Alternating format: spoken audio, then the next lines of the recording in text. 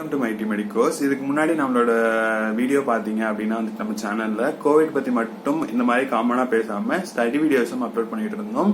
அதுக்கு நிறைய பேர் அது யூஸ்ஃபுல்லாக இருக்கும் அப்படின்னும் அதே மாதிரி இன்னும் சில வீடியோக்கள் வேணும் அப்படின்னு சொல்லிட்டும் கமெண்ட் பண்ணியிருந்தீங்க. ஸோ வந்துட்டு ஸ்டடி வீடியோஸும் நடுவில் போடலாம் அப்படிங்கிறதுக்காக ஸ்டடி வீடியோஸ் பாதி அண்ட் சம் இந்த இன்ஃபர்மேஷன் மாதிரி இருக்க வீடியோஸ் பாதி அப்படின்னு சொல்லிட்டு போடலாம் அப்படின்னு சொல்லிட்டு இன்னைக்கு வந்துட்டு நம்ம ஸ்டடி வீடியோ தான் அப்லோட் பண்ண போகிறோம். இன்னைக்கு நம்ம என்ன வீடியோ அப்லோட் பண்ண போகிறோம் அப்படின்னு சொல்லிட்டு பார்த்தீங்கன்னா basics of ECG.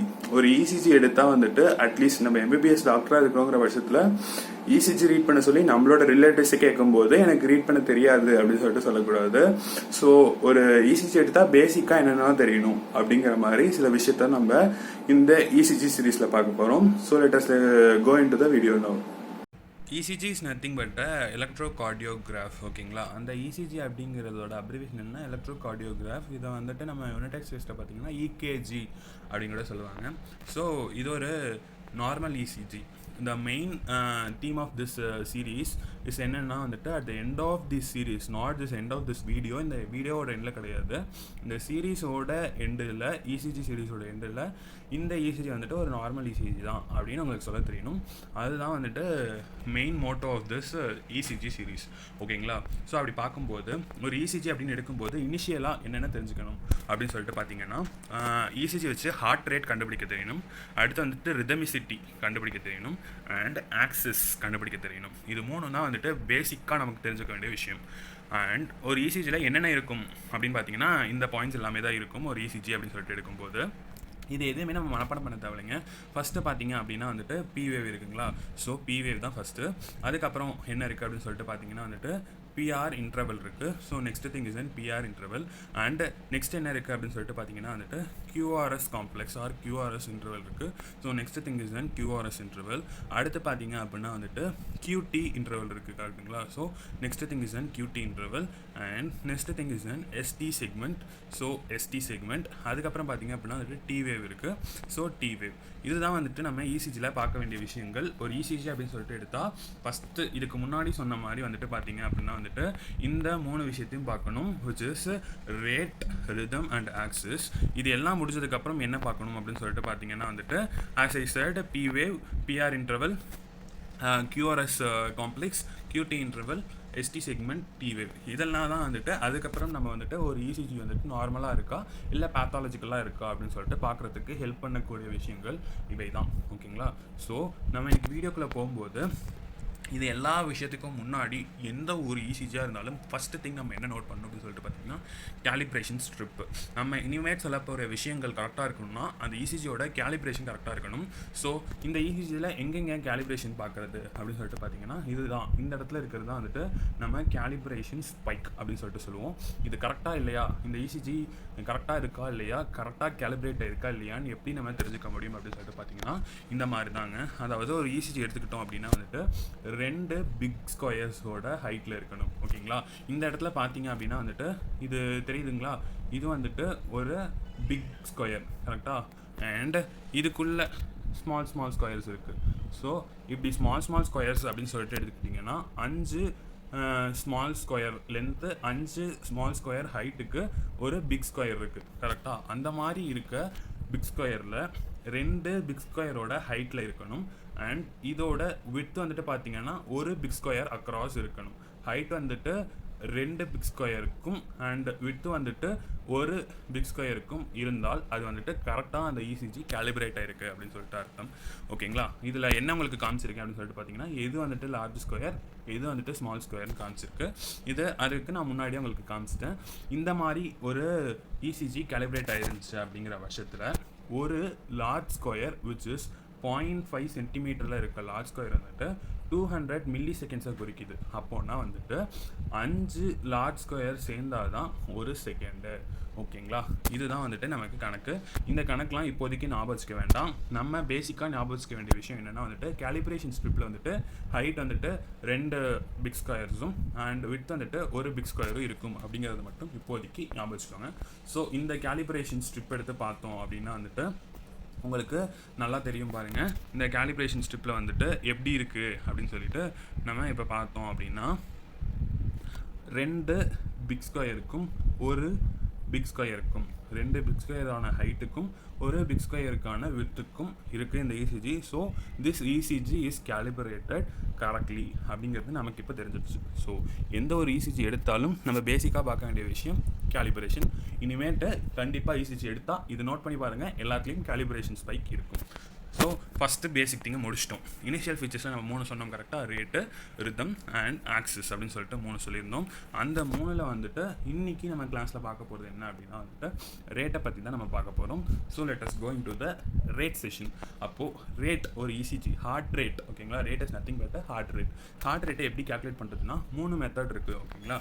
So first method வந்துட்டு லார்ஜ் ஸ்கொயர் வச்சு, செகண்ட் மெத்தட் வந்துட்டு ஸ்மால் ஸ்கொயர்ஸ் வச்சு, தேர்ட் மெத்தட் வந்துட்டு ரிதம் ஸ்ட்ரிப் வச்சு, ஓகேங்களா. உங்களுக்கு எந்த மெத்தட் ஈஸியாக இருக்கோ அந்த மெத்தட் எடுத்துக்கோங்க.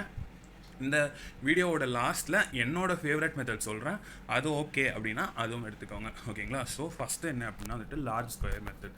இந்த இசிஜி எடுத்துக்கிட்டோம் அப்படின்னா வந்துட்டு எப்படி லார்ஜ் ஸ்கொயர் மெத்தட் கால்குலேட் பண்ணுறது அப்படின்னா வந்துட்டு எல்லாத்துக்குமே சரி நம்ம எந்த ஒரு தனிப்பட்ட லீடும் எடுத்துக்க வேண்டாம், ஓகேங்களா.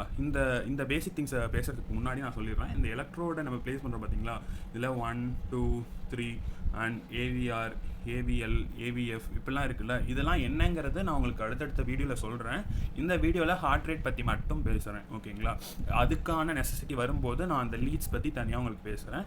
இன்றைக்கி ஹார்ட் ரேட் கண்டுபிடிக்கிறதுக்கு உங்களுக்கு லீட்ஸ் பற்றி தெரியணும் அப்படிங்கிற அவசியம் கிடையாது, அதனால் இதை பற்றி நான் பேசலை இன்றைக்கி, ஓகேங்களா. ஸோ எந்த ஒரு விஷயம் பண்ணுறதா இருந்தாலும் இந்த மாதிரி இந்த லீட்ஸில் போய் பண்ணுறதை விட நம்ம வந்துட்டு கடைசியாக இருக்குது பார்த்தீங்களா, இதுக்கு பேர் வந்துட்டு ரிதம் ஸ்ட்ரிப் அப்படின்னு சொல்லிட்டு சொல்லுவாங்க. இந்த 1 2 3 AVR, AVL, AVF and V1 2 V6 இருக்குது பார்த்தீங்களா, இதெல்லாம் வந்துட்டு தனித்தனி லீடு. இதில் செகண்ட் லீடை மட்டும் எடுத்து ரிதம் ஸ்ட்ரிப்பாக கடைசியில் எல்லா இசிஜி மோஸ்ட் ஆஃப் த இசிஜிஸில் கொடுத்துருப்பாங்க, அதில் தான் நம்ம பார்க்க போகிறோம். அப்படி method is an large square method. இந்த லார்ஜ் ஸ்கொயர் மெத்தடுக்கும் நம்ம வந்துட்டு ரிதம் ஸ்ட்ரிப்பை தான் எடுத்துக்க போகிறோம். இந்த ரிதம் ஸ்ட்ரிப் எடுத்துக்கிட்டு என்ன பண்ணுங்க அப்படின்னா வந்துட்டு இந்த இடத்துல ஒரு QRS காம்ப்ளெக்ஸ் இருக்குது, இந்த இடத்துல வந்துட்டு ஒரு QRS காம்ப்ளெக்ஸ் இருக்குது, கரெக்டாக. இந்த 2 QRS காம்ப்ளெக்ஸுக்கும் நடுவில் எத்தனை number of big boxes, large squares இருக்குது அப்படிங்கிறத எண்ணுங்க. தோராயமான கணக்கு இருந்தால் போதும். ஃபுல்லிங்கன்னா ஹாஃப் பாக்ஸ் இருக்குது, இங்கே 1 இருக்குது, இங்கே 1 இருக்குது, இங்கே 1 இருக்குது, இங்கே இன்னொரு ஹாஃப் பாக்ஸ் இருக்குது. டோட்டலாக பார்த்தீங்க அப்படின்னா வந்துட்டு 4 பாக்ஸஸ், 4 லார்ஜ் ஸ்கொயர்ஸ் இருக்குது. அப்போது இந்த 4 லார்ஜ் ஸ்கொயர்ஸை என்ன பண்ணணும் அப்படின்னு சொல்லிட்டு பார்த்தீங்கன்னா ஹார்ட் ரேட் கால்குலேட் பண்ணுறது வித் ஹெல்ப் ஆஃப் லார்ஜ் ஸ்கொயர்ஸ்னால் வந்துட்டு 300 divided by number of large squares. அப்போனா இந்த இசிஜியில் 4 லார்ஜ் ஸ்கொயர் இருக்குது. So that is equal to 300 divided by 4 என்ன அப்படின்னு சொல்லிட்டு பார்த்தீங்கன்னா 75, கரெக்டுங்களா. ஸோ இந்த இசிஜி படி ஒருத்தவங்களை இந்த இசிஜி இருக்க நம்பருக்கு எவ்வளோ ஹார்ட் ரேட் இருக்குது அப்படின்னு சொல்லிட்டு பார்த்தீங்கன்னா 75.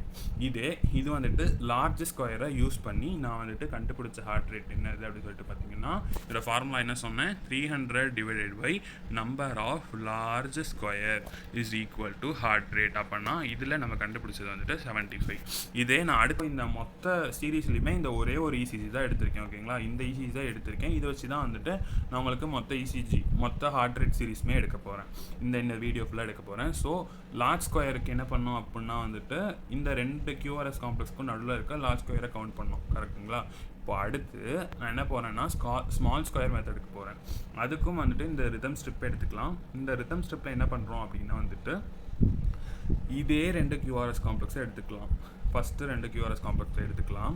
எல்லாருக்குமே தெரியும் இந்த 2 QRS காம்ப்ளெக்ஸ்க்கு நடுவில் இருக்க ஸ்மால் ஸ்கொயர்ஸை இப்போ என்ன போகிறோம். அப்போது ஒரு லார்ஜ் ஸ்கொயரில் வந்துட்டு 5 ஸ்மால் ஸ்கொயர் இருக்கும் அப்படிங்கிறது தெரியும். ஸோ லார்ஜ் ஸ்கொயரில் மொத்தமாக நமக்கு வந்துட்டு 15 ஸ்மால் ஸ்கொயர்ஸ் கிடச்சிருச்சு. அது இல்லாமல் இந்த ஹாஃப் இருக்குது, இந்த ஹாஃப் இருக்குது, கரெக்டாக. ஹாஃப்னு நம்ம தோராயமாக சொன்னாலும் ஸ்மால் ஸ்கொயர்ஸ் அப்படின்னு சொல்லிட்டு வரும்போது நமக்கு தனியாகவே கிடைக்கும். ஸோ இதிலேருந்து 3 ஸ்மால் ஸ்கொயர்ஸ் இருக்குது, இங்கே 2 ஸ்மால் ஸ்கொயர் இருக்குது. ஸோ 3 + 2 அப்படிங்கும்போது நமக்கு மொத்தமாக இப்போ எவ்வளோ கிடச்சிருக்கு அப்படின்னு சொல்லிட்டு பார்த்தீங்கன்னா 20 ஸ்மால் ஸ்கொயர் இந்த 2 QRS காம்ப்ளெக்ஸுக்கு நடுவில் கிடச்சிருக்கு. அப்போது ஸ்மால் ஸ்கொயர் மெத்தடுக்கு வந்துட்டு என்ன ஃபார்முலா அப்படின்னு சொல்லிட்டு கேட்டிங்கன்னா ஸ்மால் ஸ்கொயர் மெத்தடுக்கு வந்துட்டு ஃபார்முலா என்ன அப்படின்னா ஸ்மால் ஸ்கொயர் மெத்தடில் ஹார்ட் ரேட் கால்குலேட் பண்ணணும் அப்படின்னா வந்துட்டு 1500 divided by total number of small square, ஓகேங்களா. அப்போது 1500 divided by 20, 0க்கு 0 போயிடுச்சு. 150 2ஆல் அடித்தா 75 ஓகேங்களா. ஸோ 75 லார்ஜ் ஸ்கொயர் மெத்தட் படியும் கேல்குலேட் பண்ணும்போதும் 75 தான் வந்துச்சு இந்த இசிஜிக்கு. ஸ்மால் ஸ்கொயர் கேல்குலேட் பண்ணும்போதும் 75 தான் வந்திருக்கு இசிஜி. ஸோ ஓகேங்களா. ஸோ லார்ஜ் ஸ்கொயர்லையும் ஸ்மால் ஸ்கொயர்லையும் மோஸ்ட்லி ஒரே மாதிரி தான் வரும் எப்போ ஒரே கியூஆர் இன்டர்வல் எடுத்து நம்ம வந்துட்டு கேல்குலேட் பண்ணுறோமோ. அடுத்து மூணாவதாக ரிதம் ஸ்ட்ரிப் மெத்தட். இது வரைக்குமே எல்லாம் சொல்லிக் கொடுத்தது ரிதம் ஸ்ட்ரிப்பில் தாண்டா சொல்லிக் கொடுத்தா. என்ன புதுசாக ரிதம் ஸ்ட்ரிப்பில் புதுசாக எழுத போகிறேன் அப்படின்னா, நிறைய பேருக்கு பார்த்தீங்கன்னா வந்துட்டு டிவிஷன் வந்துட்டு கஷ்டமாக இருக்கும். ஸோ மல்டிப்ளிகேஷனில் சொல்லி தருவோம். இந்த ரித்தம் ஸ்ட்ரிப் இருக்குது பார்த்தீங்களா, இந்த மொத்தம் ரித்தம் ஸ்ட்ரிப் வந்துட்டு 10 செகண்ட்ஸுக்கு இருக்கும். இந்த 10 செகண்ட்ஸ்க்கு இருக்க ரித்தம் ஸ்ட்ரிப்பில் மொத்தம் எத்தனை QRS காம்ப்ளெக்ஸ் இருக்குன்னு கவுண்ட் பண்ணலாம்.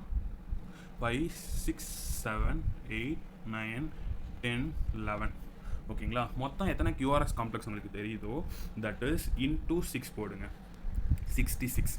இதுதான் வந்துட்டு ஆவரேஜாக வர ஒரு ஹார்ட் ரேட் ஓகேங்களா. அக்கார்டிங் டு நம்மளோட ரித்தம் ஸ்ட்ரிப் மெத்தட் படி ஹார்ட் ரேட் எப்படி கால்குலேட் பண்ணுறதுனா, number of QRS complexes in the rhythm strip ஓகேங்களா. கடைசியாக இருக்க அந்த ரித்தம் ஸ்ட்ரிப் இருக்குது பார்த்தீங்களா, அதில் எத்தனை QRS காம்ப்ளெக்ஸ் இருக்கோ அத்தனையை இன்டூ 6 பண்ணிடணும். அப்படி பண்ணும்போது என்ன வேல்யூ கிடைக்குதோ அதுதான் வந்துட்டு ஹார்ட் ரேட். இந்த ஹார்ட் ரேட் வந்துட்டு ஒரு ஆவரேஜ் ஹார்ட் ரேட் ஓகேங்களா. ஏன்னா டிஃப்ரெண்ட் இடத்துல QR இன்டர்வலை எடுத்து நம்ம 300 இதுக்கு முன்னாடி லார்ஜ் ஸ்கொயர் மெத்தட் சொன்னோம்ல. லார்ஜ் ஸ்கொயர் மெத்தட் என்ன சொன்னோம், 300 divided by number of large square. வேறு இடத்துல நம்ம வந்துட்டு QRS காம்ப்ளெக்ஸ்க்கு நடுவில் இந்த QRSக்கும் இந்த QRSக்கும் நடுவில் வந்துட்டு எத்தனை லார்ஜ் ஸ்கொயர் இருக்குன்னு போடும்போது அதில் நம்பர்ஸ் டிஃபர் ஆகும். அப்போது ஒரு இடத்துலையும் இசிஜியில் பார்த்தீங்க அப்படின்னா வந்துட்டு நம்பர் ஆஃப் லார்ஜ் ஸ்கொயர் வச்சு போடும்போது வேறு ஹார்ட் ரேட் கிடைக்கும் ஓகேங்களா. இது எல்லாத்துக்கும் ஆவரேஜ் எடுத்தால் இந்த 66 தான் வரும் ஓகேங்களா. அதனால் எனக்கு ஃபேவரட்டான மெத்தட் அப்படின்னு சொல்லிட்டு பார்த்தீங்கன்னா கடைசியாக சொன்ன இந்த ரித்தம் ஸ்ட்ரிப் மெத்தட் தான். இந்த ரித்தம் ஸ்ட்ரிப்பில் மொத்தமாக எத்தனை நம்பர் ஆஃப் QRS காம்ப்ளெக்ஸ் இருக்கோ அதை 6 அப்ளை பண்ணிங்கன்னா அதுதான் வந்துட்டு ஹார்ட் ரேட் ஓகேங்களா. இந்த 3 மெத்தடுமே உங்களுக்கு பிடிச்சிருக்கும் அப்படின்னு சொல்லிட்டு நம்புகிறேன். தெரிஞ்சிருக்கும் நல்லா ஹார்ட் ரேட் கால்குலேட் பண்ணுறது எப்படி அப்படிங்கிறதையும் சொல்லிட்டு நம்புறேன். இன்னொரு ப்ராக்டிஸ்க்காக ஒரு வீடியோ எடுத்துக்கலாம். இந்த இசிஜி பார்த்தீங்க, இதுக்கு முன்னாடி பார்த்த இந்த இசிஜியில் ரெகுலராக இருக்குது. அதனால ஒரு பிரச்சனையும் கிடையாது. கச்சமுச்சான்னு இல்லாமல் எல்லாமே ஒரே மாதிரி கேப் இருக்க மாதிரி இருக்குது கரெக்டுங்களா. அதனால பிரச்சனை கிடையாது. இதே ஏன் வந்துட்டு நான் வந்துட்டு ரித்தம் ஸ்ட்ரிப் மெத்தட் வந்துட்டு ஈஸி அப்படின்னு சொல்கிறேன், அதுவும் என்னோட ஃபேவரட்னு சொல்கிறேன் அப்படின்னா அடுத்து ப்ராக்டிஸ் வீடியோ பார்க்கும்போது உங்களுக்கு தெரியும். ஏன் அப்படின்னா வந்துட்டு அக்கார்டிங் டு ரித்தம் ஸ்ட்ரிப் மெத்தட் இந்த அதே மாதிரி ஃபஸ்ட்டு என்ன சொன்னேன், கேலிப்ரேஷன் ஸ்ட்ரிப் பார்க்கணும் எந்த இசிஜி எடுத்தாலும். இதில் கேலிப்ரேஷன் ஸ்ட்ரிப்பில் 2 லார்ஜ் ஸ்கொயர் ஹைட்டுக்கும் 1 லார்ஜ் ஸ்கொயர் விட்த்துக்கும் இருக்குது. ஸோ கரெக்டாக இருக்குது கேலிப்ரேஷன். அண்ட் ரிதம் ஸ்ட்ரிப் மெத்தட்லேருந்து போகலாம். கடைசியாக ரிதம் ஸ்ட்ரிப்பில் பார்த்தீங்க அப்படின்னா வந்துட்டு 17 QRS காம்ப்ளெக்ஸ் இருக்குது. ஸோ 17 × 6 இந்த இசிஜியில் heart rate according to rhythm strip வந்துட்டு 102. இதே நம்ம லார்ஜ் ஸ்கொயர்ஸ் மட்டும் வச்சா என்ன பயாஸ் வரும் நான் சொல்கிறேன். இந்த இடத்துல நான் என்ன பண்ணுறேன் அப்படின்னா வந்துட்டு இந்த 2 QRSக்கும் நடுவில் இருந்தால் லார்ஜ் ஸ்கொயர் கேல்குலேட் பண்ணால் 4 இருக்குது. ஸோ 300 டிவைடட் பை 4 75 ஓகேங்களா. இதே வந்துட்டு பார்த்தீங்க அப்படின்னா வந்துட்டு இந்த 2 இடத்துக்கும் நடுவில் இருக்க QRS காம்ப்ளெக்ஸில் நடுவில் இருக்க லார்ஜ் ஸ்கொயர் எடுத்துக்கிட்டால் 2 தான் இருக்குது. அப்போது இந்த இடத்துல நான் இந்த ஃபார்முலாவை யூஸ் பண்ணும்போது எனக்கு ஹார்ட் ரேட் வந்துட்டு 150 ஓகேங்களா. அப்போது ஆவரேஜ் ஹார்ட் ரேட் அப்படின்னு சொல்லிட்டு எடுக்கும்போது எனக்கு ரேஞ்சு 75 to 150 வருது. 75 to 150க்கு ஆவரேஜ் வந்துட்டு 112 ஓகேங்களா. ஆனால் ரித்தம் ஸ்ட்ரிப் வச்சு கால்குலேட் பண்ணும்போது எனக்கு ஹார்ட் ரேட் வந்துட்டு 102. எனக்கு 102 அப்படிங்கிற நம்பர் வந்துட்டு இந்த 112க்கு பக்கத்தில் இருக்குது, which is average of 75 to 150. இந்த இடத்துல 4 லார்ஜ் ஸ்கொயர் இருந்துச்சு, இந்த இடத்துல 2 லார்ஜ் ஸ்கொயர் இருந்துச்சு. ரெண்டுக்கும் எடுத்த ஆவரேஜுக்கான ஆவரேஜ் 112. ஆனால் ரித்தம் ஸ்ட்ரிப்பில் நான் கால்குலேட் பண்ணது 102. இந்த 102ங்கிற நம்பர் தான் 112க்கு பக்கத்தில் இருக்குது. 75 150 112க்கு ரொம்ப தூரமாக இருக்குது. அதனால தான் நான் சொல்கிறேன், நீங்கள் வந்துட்டு ரித்தம் ஸ்ட்ரிப் மெத்தடை எடுத்து 6ஆல் மல்டிப்ளை பண்ணுறது ஈஸியும் கூட அண்ட் ஆவரேஜாகவும் இருக்கும். உங்களுக்கு ஒரு உண்மையான நியர் ஈக்குவல் டு ரேட் வந்துட்டு கிடைக்கும். ஏன்னா ஒரு இடத்துலையும் 2 QRS காம்ப்ளெக்ஸ்க்கு நடுவில் இருக்க லார்ஜ் ஸ்கொயர்ஸோட நம்பர் எப்போ இந்த மாதிரி இர்ரெகுலராக இசிஜி இருக்கோ அப்போ டிஃபர் ஆகும். அப்போ உங்களுக்கு ஒரு பயாஸ் வரும். ஸோ அப்படி வரும்போது இந்த ரித்தம் ஸ்ட்ரிப்பில் number of QRS complex into 6 போடும்போது உங்களுக்கு ஒரு தெளிவான ஆன்சர் கிடைக்கும். இதே இந்த மாதிரி பயாஸ்டாக இல்லாமல் இந்த மாதிரி இசிஜி வந்துட்டு ரெகுலராக இருந்துச்சு அப்படின்னா நீங்கள் எந்த மெத்தட் வேணால் யூஸ் பண்ணலாம். ஆனால் இந்த மாதிரி இர்ரெகுலராக இசிஜி இருக்கும்போது ரித்தம் ஸ்ட்ரிப் மெத்தட் யூஸ் பண்ணுறது தான் நல்லது அப்படின்னு சொல்லிட்டு நான் நினைக்கிறேன். இந்த இசிஜி வீடியோவோட எண்டில் ஹார்ட் ரேட் எப்படி கால்குலேட் பண்ணுறது இசிஜியில் இருந்து அப்படிங்கிறது உங்களுக்கு தெளிவாக புரிஞ்சிருக்கும் அப்படின்னு சொல்லிட்டு நம்புறேன். ஸோ நெக்ஸ்ட் இசிஜியில் நம்ம என்ன பார்க்க போகிறோம் அப்படின்னு சொல்லிட்டு பார்த்தீங்கன்னா நெக்ஸ்ட் பேசிக் ஃபீச்சர்ஸான ரிதம் ஒரு ஹார்ட் இசிஜி எடுத்தோம் அப்படின்னா வந்துட்டு அது சைனஸ் ரிதம்ல இருக்கா இல்லையா, ஆக்சிஸ் என்ன ஆக்சிஸ்ல இருக்கு, லெஃப்ட் ஆக்சிஸா இல்ல ரைட் ஆக்சிஸ்ல டிவியேட் ஆயிருக்கா அப்படிங்கறதெல்லாம் வந்துட்டு எப்படி பார்க்கணும் இசிஜி எடுத்தா அப்படிங்கிறது தான் நெக்ஸ்ட் நம்மளோட இசிஜி சீரீஸ்ல பார்க்க போறோம். அது வரைக்கும் it's bye from mighty medicos. And next வீடியோவில் நம்ம வந்துட்டு ரிதம் அண்ட் ஆக்சிஸ் பற்றி பார்க்கலாம் அண்ட் ஹார்ட் ரேட்டோட சின்ன ஒரு ரிவிஷனும் பார்க்கலாம். Until then it's bye from mighty medicos. இது வரைக்கும் நம்ம சேனலை சப்ஸ்கிரைப் பண்ணாதவங்க சப்ஸ்கிரைப் பண்ணி வச்சுக்கோங்க. இந்த வீடியோ பிடிச்சிருந்துச்சு, இசிஜி சீரீஸ் வந்துட்டு தொடர்ச்சியாக பார்க்கணும் அப்படின்னா வந்துட்டு பக்கத்தில் இருக்க பெல் பட்டன் கிளிக் பண்ணி வச்சுக்கோங்க. அவங்களோட ஃப்ரெண்ட்ஸுக்கும் ஷேர் பண்ணுங்கள். தேங்க்யூ.